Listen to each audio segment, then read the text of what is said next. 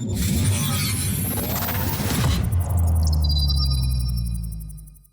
David Taub here, co-creator of NextLevelGuitar.com. Hope all is going well, and I hope your guitar journeys are going famously. And today I have part 2 of a lesson where we're going to start taking the major scales and the linking exercises I showed you in the previous lesson, and we're going to start building some licks and some arpeggios. And I'm going to show you how you can move around on the neck, kind of use those scales as the architecture, right, for the fretboard navigation of seeing this entire beautiful guitar neck as one big scale, one big opportunity, and not just, oh, I know this one major scale shape here, one major scale shape here, right? We want to fluidly be able to move in and out of the neck and in all keys, right? And be able to jam over any track, any song, any key. That's kind of the goal. So if you didn't see part 1 of this lesson, I'll put a link in the YouTube description box, as well as I'll put it up here in the cards. So you could just click on that, watch part 1, where I go over the sets of major scales in exercises, linking them together all across the whole neck in the key of C major. If you have a second, please subscribe to the channel. You know, that really helps us, and we so appreciate it. It helps us to keep the content coming. Put a comment below. Let us know how you like this video. Let us know what video lessons you'd like to see in the future, what kind of gear reviews you'd like to see. Leave a comment, and also if you like the video, please click the thumbs up, give it a like. We so appreciate it. And I've been getting emails from students wanting to know more major scale licks and major scale things. That's why I'm kind of doing these lessons, because, you know, we spend so much time in minor key and doing the kind of dark, bluesy minor stuff. You know, we want to also balance that with some major, because you really want to learn how to solo in minor and major key, you know, when you're starting out, so you have those bases covered. And oftentimes I see students, they might know like a major scale here, maybe one up here, depending what the key they're in, but it's kind of disjointed, and they really don't know how to connect them all, and they don't know the series of scales or the connections, and that's why I can help you with that.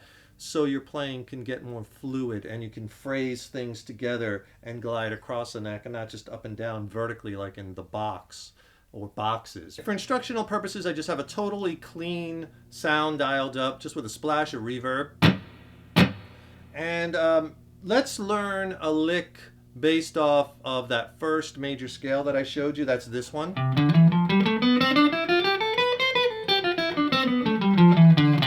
Let's play a major 7th arpeggio. A major 7 arpeggio kind of lives within that scale, but we could turn that into a lick. So check this out.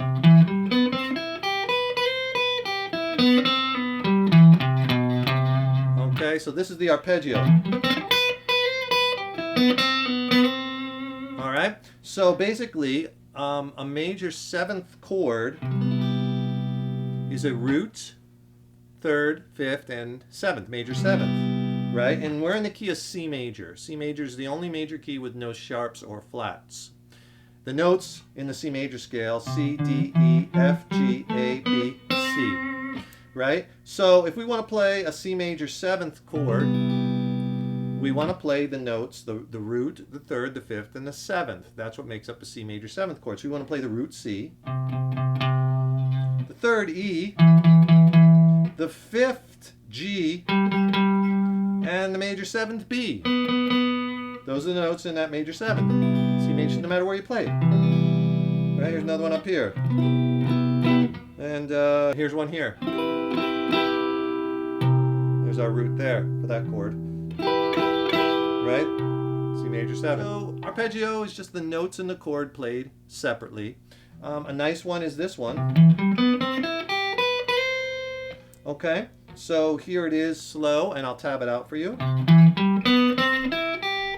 Starting with your root on the first finger I use, 3rd fret C note.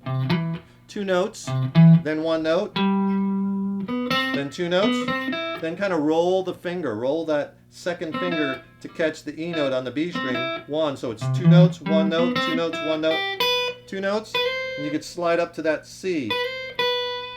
You have that nice major 7th B to C movement. That's a cool little device. Is I always play off of that major 7th note, and it's always found a half step right behind the root. And you get that nice resolution. I could sweep that too. That's a good arpeggio to sweep. It's a little tricky with the up and down strokes of the picking, but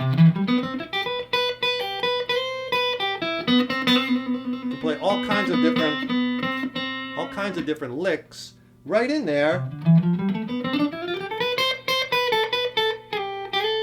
which is right in that scale. And if you want to see scales diagrammed out on paper, that sometimes really helps to look at it on paper. I can help you with that too. Click on the link in the YouTube description box and I'll send you an ebook where I have all these major scales diagrammed out across the entire neck. Lots of other scales too.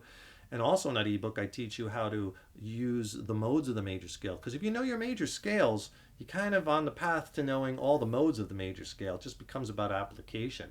And I show you about application and the modal theory and so much more, soloing strategies in that ebook, you know, so many scale diagrams. It's a great resource. So from that arpeggio, let's go to a lick, maybe something with a little swing feel. Right? It's kind of a cool little lick, and that is based off of the next scale. Remember in the exercise, we went from this major scale, then we slid up a whole step to that major scale, right? So this major scale, we're going to build this lick out of, and then run it into another C major 7 arpeggio. But that's kind of right in that scale. We're going to add a little passing tone. So let's start off the lick with a little chromatic passing tone using that E flat note. So we're going from this D on the G string on the 7th fret, 7th fret, 8th fret, and 9th fret. But just remember I told you too, it's important when you're practicing your scales, practice them with that swing feel.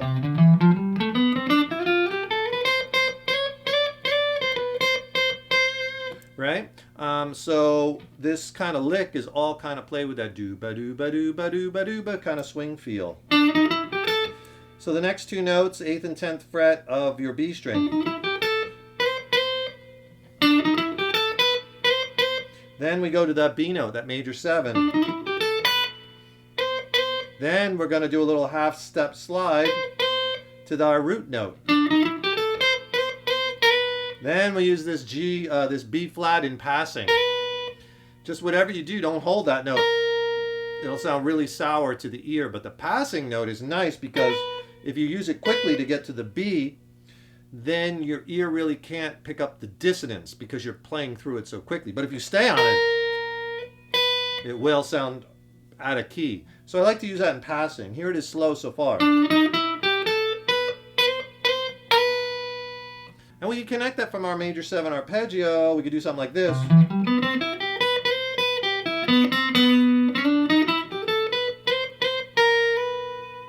Right? So I kind of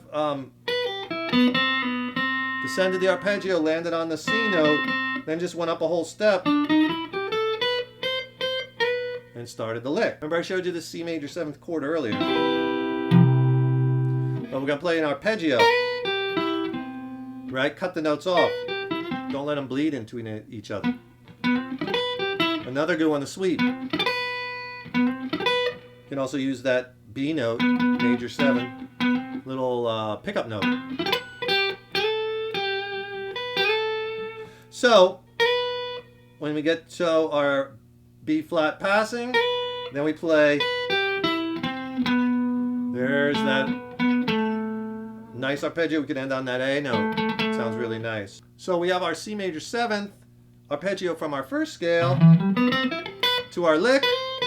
We end on our C. Then we go up a whole step to our second lick built out of that second scale we're practicing from the scale exercise with the swing feel. Then we go into our major 7th arpeggio. And if you hang on that B note too, it could be major 9 arpeggio. Try to sweep it with a pickup note. Kind of cool, right? Then we had this next scale in our exercise, right? So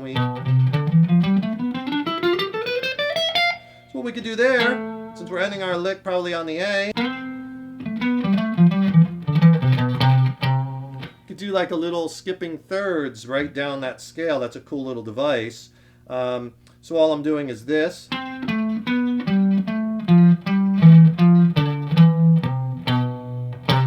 Think of it like 2 notes at a time, but skipping a note in the scale. So when we end our lick there,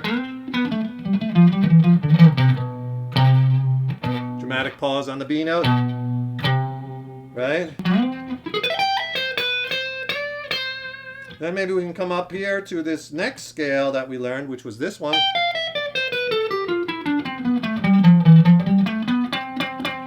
And I played this lick. And that's based off of another C major 7 arpeggio. Looks like this.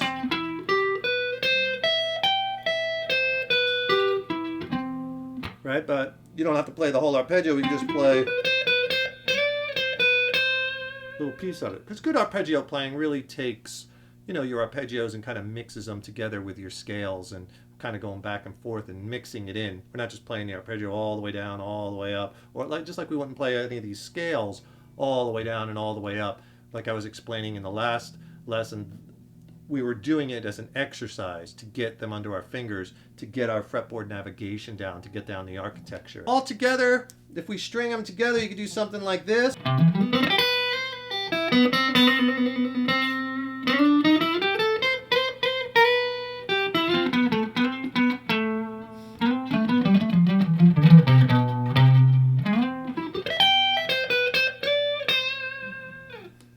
Now that's just, you know, one way of stringing some of them together. There's an infinite amount of possibilities, obviously, but I'm just kind of showing you how we can kind of take one thing from each scale and kind of combine it, much like we took the 4 scales or 5 scales in the lesson previous and combined them. Maybe you would stay in one scale a little bit longer, then go into the next one. But for instructional purposes, I'm just giving you kind of the framework to get you started with some ideas on application, right? Because knowing the scales is only half the battle. You have to know the scales, but yes, you also have to know how to use the scales, right? Over what chords they work, over what progressions, in what key, what studying the relationship between chords and scales is so critical and will really help your guitar journey, knowing what scale sounds you like over what chords, right? That's really super duper critical. Again, that kind of just plants that seed to where you don't have to necessarily think about these things. Because when you're soloing, you're not really going to be like, well, I'm going to play something in the Lydian mode, and then I'm going to move into my major scale, and then over that minor 7th chord, I'm going to play this Dorian. You just kind of let it fly, right? And because, you know, music is more than just the logical application of scales and theory, right? There's a human emotional element to it. And that's what you want to bring out in your playing. But I find it really helpful to kind of know this stuff, put it in there, and once you have it under your fingers, man, then you could just let it fly, right? And enjoy and be emotive and reap the benefits of creating and playing music. I hope this lesson helps you. If you have any questions, drop us an email. I'll put my email in the YouTube description box below. Remember, check out some of the other lessons in the cards. I'll also put some links below. Get that free ebook. It's critical because it has all that stuff drawn out on paper, and that's nice to see, as well as the free video lesson. I'll send it to you for free. Just click on that link below. And also, please subscribe to the channel. You know, subscribing to the channel, it really helps us keep bringing the content. Leave a comment and also like the video. I'm David Taub, co-creator of nextlevelguitar.com. You're the good people. You know, thank you so much for tuning in over the years and years that we've been doing this since, like, let's see, what, 2005. It's been a long, awesome journey. I wish you the best of luck in your guitar and musical journey. Stay positive, and remember, your playing is an evolution. See you in the next lesson. Rock on.